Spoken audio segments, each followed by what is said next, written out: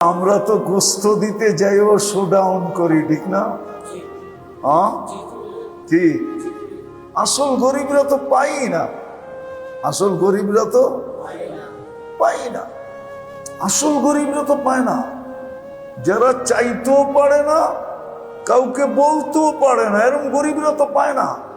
পায় পায় পায় না।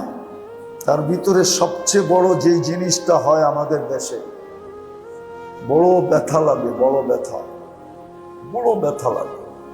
বলবো সবচেয়ে বেশি দেখা যায় মসজিদের ইমাম, মুয়াজ্জিন, খাদেম ঈদের দিন যা পার হয়ে যায়, কিন্তু এক টুকরা গোস্ত এদের কাছে পৌঁছে না,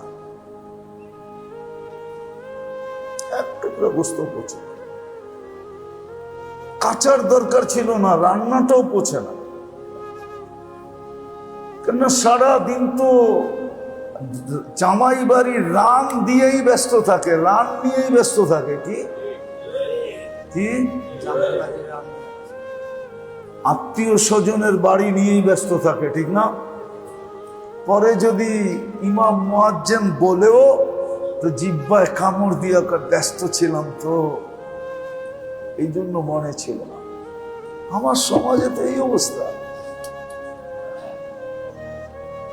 আমার সমাজ, এটাকে সমাজ বলা চলে? বাইচা আসি কোন কারণে আল্লাহ জানে।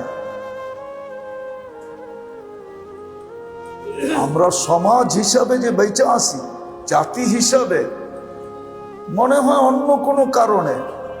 আমি মাঝে মাঝে বলি যে জমিনের ভিতরের একটা আধ্যাত্মিক শক্তির কারণে আমরা বেঁচে আছি, আর বাহ্যিক একটা দুটা আধ্যাত্মিক শক্তির কারণে বেঁচে আছি। তাহলে আমরা জাতি হিসাবে বেঁচে থাকা ঠিক না, উচিত ছিল না। মাটিতে মিশা যাওয়া উচিত ছিল।